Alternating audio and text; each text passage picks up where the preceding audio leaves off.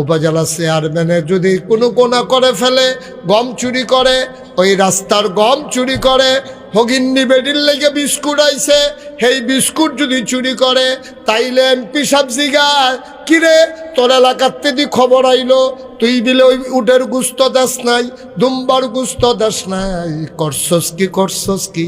একজনের পর একজন আছে, চেইন অফ কমান্ড আছে। এমপি সাহেব যদি অপরাধ করে প্রধানমন্ত্রী জিগায়, প্রধানমন্ত্রী আটকাই যায় আবার কলিজার টুকরা যুবকের কাছে।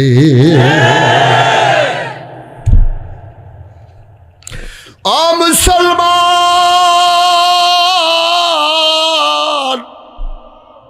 দুনিয়ার মানুষ একটার পরে ডাক্তার পরে আটকা পড়ে যায়, ধরা পড়ে যায়, কিন্তু আমার আল্লাহ মন আল্লাহ, তিনি যদি মনে করেন নাজিরপুরের হাজার হাজার এই মানুষগুলাকে আমি মাফ করে দেব, এই ব্যাপারে আল্লাহকে জিজ্ঞেস করার কারো ক্ষমতা নাই, ইন্টারফেয়ার করার কারো ক্ষমতা নাই। আল্লাহ চাইলে কুন ফায়াকুন, আল্লাহ হও বললে হয়ে যায়।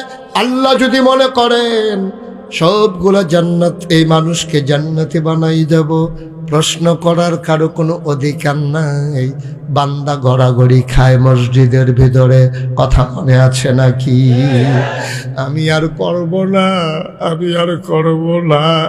আল্লাহর নবী কয়, যখন তুমি গোনার কথা মনে করে চোখের পানি ছেড়ে দাও, চোখের কোনা দিয়ে নাকের মাঝামাঝি পানিটা আসার আগে তোমার জীবনের সব গোনা আল্লাহ মাফ করে দেবে। এই ওয়াদা স্বয়ং আল্লাহর, ঠিক কিনা?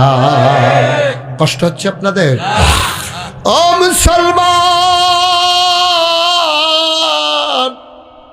এবার তোমার ওই জীবনের গোনাগুলা যে আল্লাহ মাফ করে দিল, আল্লাহ যে সওয়াব দিল, এইগুলা কই?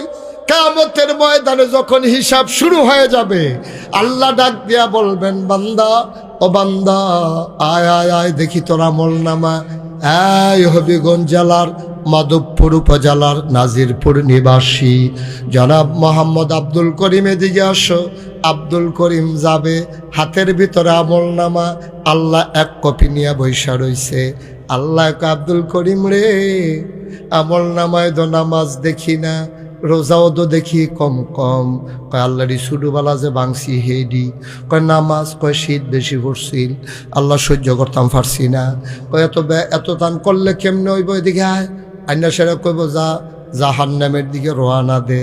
তে তো বুঝ জ্বালাইছে জাহান্নাম কি জিনিস, আল্লাহ কইয়া লাইছে, তো যায় না, তার গাল বাইয়া বাইয়া পানি পড়তে আছে। আল্লাহর মায়া লাগিয়া গেছে, আল্লাহর মায়া লাগিয়া যাবে। আল্লাহ বলবেন, দেখি আবার হিসাব মাপ দাও, আবার আবার গোনা মাপ দাও। এবার সওয়াবগুলো এক পাল্লায়, গোনাগুলা আর এক পাল্লায়। কি জানি আইনা একটা কাগজ দিছে সোয়াবের পাল্লায়। আবার যখন নতুন করে মাপ দিছে, সোয়াবের পাল্লাটা মাটিত লাগিয়া রইছে, গোনার পাল্লাটা আলগি পড়া গেছে। তার তো মনে ফুর্তি লাগতেছে, কারবার তো গইটা গেছে, কিন্তু তার টেনশন, এত সোয়াব তো আমি করছি না, আইলো করতে। তা এবার আল্লাহরে ডাক দিয়ে জিগাইব, আল্লাহ এত সোয়াব পাইলাম কই? আমি তো এত সোয়াব করি নাই। ওই যে নাগাইশের হুজুরে আইছিল, মাহফিল যে কইছিলা, আমি তো সব দিয়ে গোনা মাফ করাইয়া সোয়াব দিয়ে রাখা দিছি। আমি জানি রে, এই বিপদের দিনে তোর সোয়াবের বড় দরকার, এই জন্য দুনিয়াতে সবগুলা দেই নাই, আজকে দিয়া দিলা।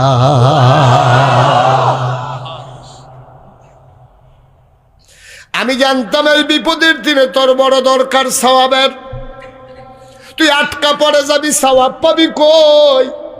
দুনিয়ায় দিয়া ফেললে তো দুনিয়ায় ভোগ করে ফেললি, দুনিয়ায় তোর কষ্ট দিছি, এই পরকালে তোর একটা নাজাত দেওয়ার জন্য এই যে সওয়াবগুলা রাইখা দিলাম।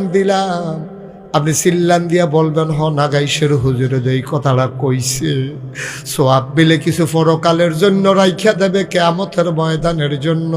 ভাই, তখন তুমি চিল্লাইয়া কি কইবা জানোনি? এখন তো তুমি চায়ের স্টলে বইয়া বইয়া কও, কত দোয়া করলাম কবুল হয় না। কত মানুষে বছরে বছরে হয়, আমার 12 বছরেও হয় না। কত মানুষ 8টা গেলে হইয়া যাই গায়, আর আমি কত চেষ্টা করে গেলাম, মাজারও গিয়া খতম পড়াইলাম, গরু দিলাম, খাসি দিলাম, এতিমখানার ফলাফাইন্ড গরু জব কইরা খাওয়াইলাম, আমার গরু কফালো ফোলা নাই। আমার এই টিহা খাইব গীতা কেড়ায়, হুজুরে না কয় দোয়া করলে কবুল হয়। আমার এই দোয়াটি কৌ হেতে যখন দেখবো জান্নাত আল্লাহ লাইন করে দিছে, তে চিল্লান দিয়া কইবা আল্লাহ দুনিয়াতে যদি একটা জিনিসও না দিতা, সবদি সোয়াব যদি রাখা দিতা, কিয়ামতের ময়দানও আমি জান্নাতের উপর তলায় জায়গা পাইতাম। মুসলমান, কোনোদিন তোমাদের কাছে মুশতাক ফয়েজে আসে নাই, আর কোনোদিন আসবো কিনা জানি না। কোনোদিন যদি মুশতাক ফয়েজি না আসে, মনে রাখবা আমি এসেছিলাম, মনে রাখবা কথা কয়টা বলে গেলাম। ও ভাই মন দিয়ে শোনো, মন দিয়ে শোনো, কথাগুলা মান্না মান্না চলল, মান্না মান্না চলল। আমি একদিন দেখবা তোমার মৃত্যুর খবর চলে আসবে, মাইকের মিনারায় মনে ওই মিনারার মাইকে ঘোষণা হবে মানুষটা নাই, দলে দলে তোমারে দেখার জন্য আসবে। আইসা দেখবে তুমি লাশ হয়ে পড়ে আসো, তোমারে সবাই মিলে কাফন পরাইয়া দিবে, মাটির কবরে দাফন করে। সবাই দেখবে মাটির কবর, তুমি কবরে গিয়া দেখবা মাটির কবর মাটি নাই, মাটির কবর জান্নাতের টুকরা হয়ে গেছে। 34 বছর মুশতাক ফয়েজি মাহফিল করি, 34 বছর বাংলাদেশে, বাংলার আনাচে কানাচে, দেশের বাইরে 34টা বছর আমি মাহফিল করি। মাহফিলে কদম দিলে মাহফিলটার ওজন বুঝি। আজকে তোমাদের নাজিরপুর মাহফিলে কদম দিয়া আমার মনটায় সাক্ষী দিছে, তোমাদের মাহফিল আমার আল্লাহ কবুল করে নিয়েছে। একটা লুক উঠবা না, একটা লুক নড়বা না, এমন কবুল হওয়া মাহফিল তুমি জীবনে আর নাও পাইতে পারো। সবাই মিলে আজকে দোয়া করব, দোয়া করব মায়ের জন্য, দোয়া করব বাবার জন্য। তোমার যাদের আম্মা নাই, তুমি বুঝছনি আব্বা কারে, তোমাদের যাদের আব্বা নাই, তুমি বুঝছনি রে আব্বা কারে।